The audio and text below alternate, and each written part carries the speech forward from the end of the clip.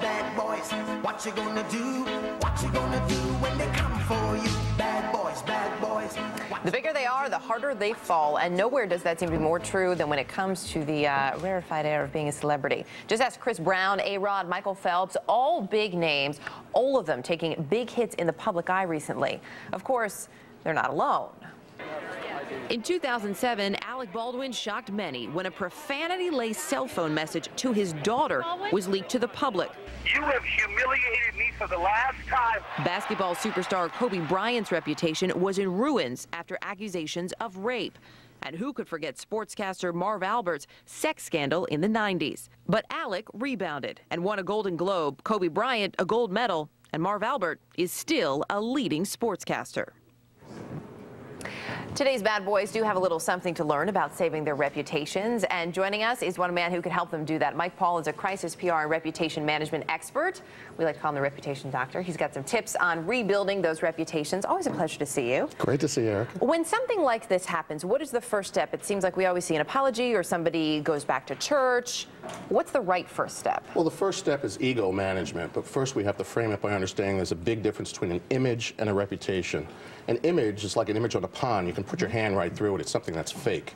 A reputation is built with bricks, and I see you have five bricks here. We do have some bricks here, and we're gonna get to those. And these you say are, as you're helping people rebuild their reputation, which I'm hearing you say is far more important than that image in a lot of ways. That's right. We use these bricks. So you call these your building bricks of a reputation. The bricks of an excellent reputation. Okay.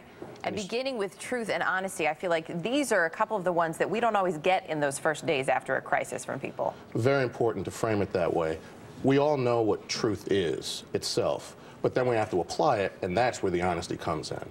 Some people, for example, are saying that A-Rod wasn't so truthful, that he has some ifs and buts in his apology. So I'd be focusing on those two first before we went down the line. Okay, and I love that I know one of your top 10 tips from your blog that really stood out to me is a true apology has no ifs, ands, or buts. And there is a lot of truth in that.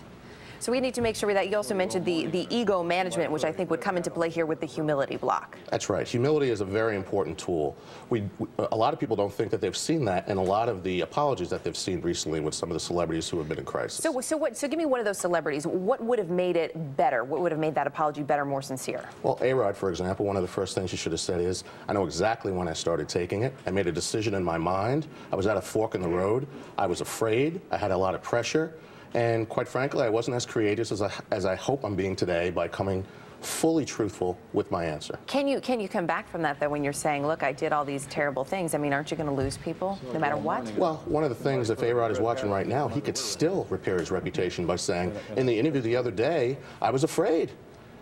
But I know what stacking is, for example. I know exactly what steroid I took. A lot of people don't believe some of the things that he said the other day. Right, and transparency is where this comes in, another building block, being transparent. Also, accountability. I'm guessing this is holding yourself accountable for your actions. Well, transparency and accountability work together. You first have to be transparent and then be accountable for your actions. Exactly. And you have to be consistent in your story and in your apology, which is something that we don't get a lot of. And for example, in the Chris Brown Rihanna story, we haven't heard any of that. They're leaning towards a legal perspective. We haven't heard from the court of public opinion. It's been a long time, and it's very unusual. How do you, though, say this to celebrities, as we know, probably not used to being told no. They're not used to being told what to do. So when you are dealing with one of those people, how do you make them understand that this is the best thing that they can do, is to come out there and bare their soul? Well, great question. One of the things I have to do is get them to trust me personally, and I'm actually mirroring for them what they have to do with the public.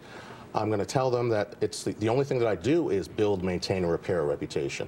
I'm going to tell them that I care enough about them to tell them the truth. And that might be one of the first times that they've heard that. They have a lot of yes people around them. They have a lot of people who are getting a cut of their money. And it's sad that they don't have more of that. Well, hopefully they will be watching this morning and learning something. Mike Paul, always good to see you. Thanks. Thanks, Erica.